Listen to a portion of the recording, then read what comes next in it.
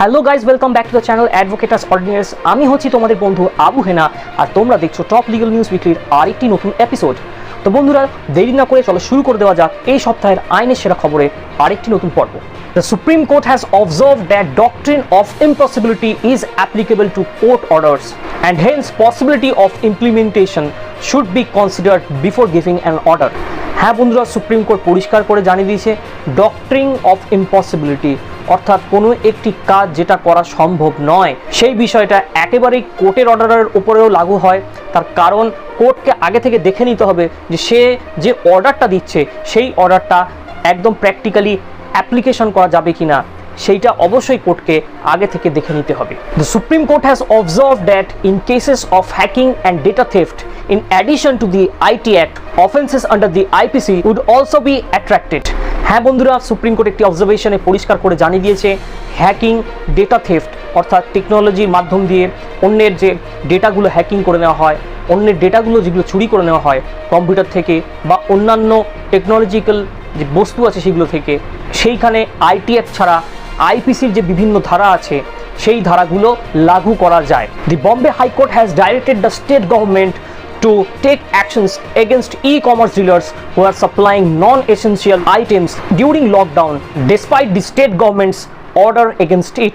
হ্যাঁ বন্ধুরা, আমরা সকলে জানি মহারাষ্ট্রে এই মুহূর্তে লকডাউন চলছে এবং সেখানকার স্টেট গভর্নমেন্ট প্রত্যেকটি ই-কমার্স অর্থাৎ যারা অনলাইনের মাধ্যমে জিনিসপত্র বেচাকেনা করেন তাদেরকে ডাইরেকশন দিয়েছিল যে নন এসেনশিয়াল যে গুডসগুলো আছে অর্থাৎ যেগুলো নিত্য প্রয়োজনীয় বস্তু নয় সেইগুলো যেন তারা অনলাইনে কোনোরকমভাবে বেচাকেনা যাতে না করে।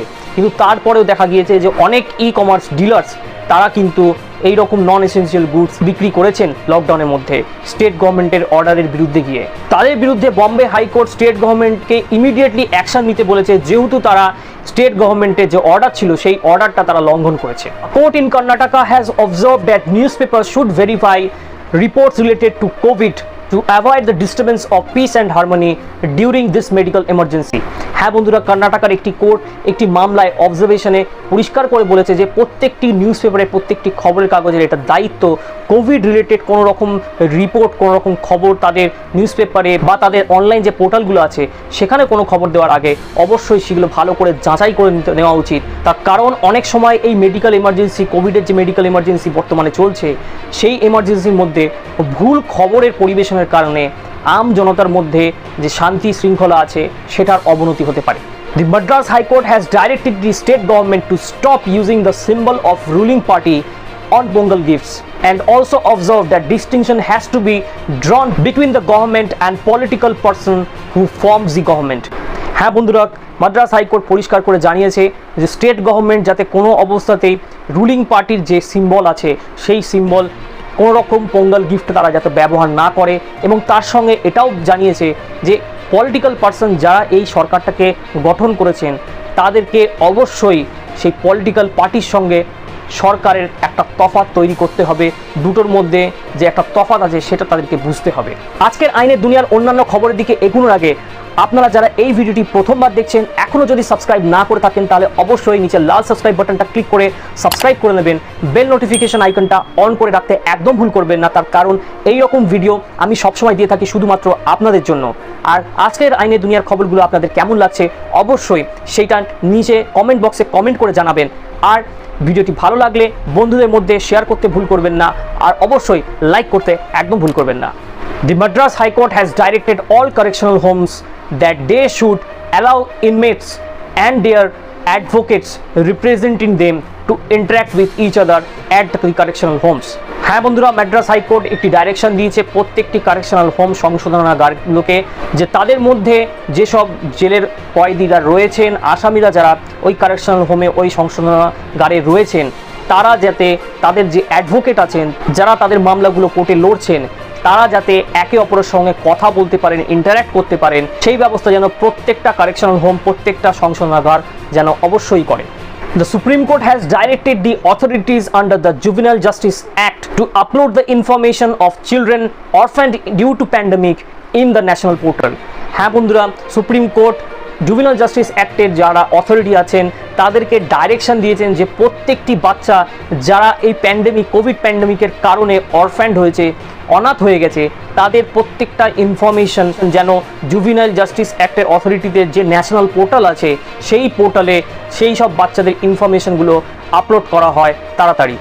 The Calcutta High Court has observed that the state government must ensure that the victims of West Bengal post-poll violence can return back to their home.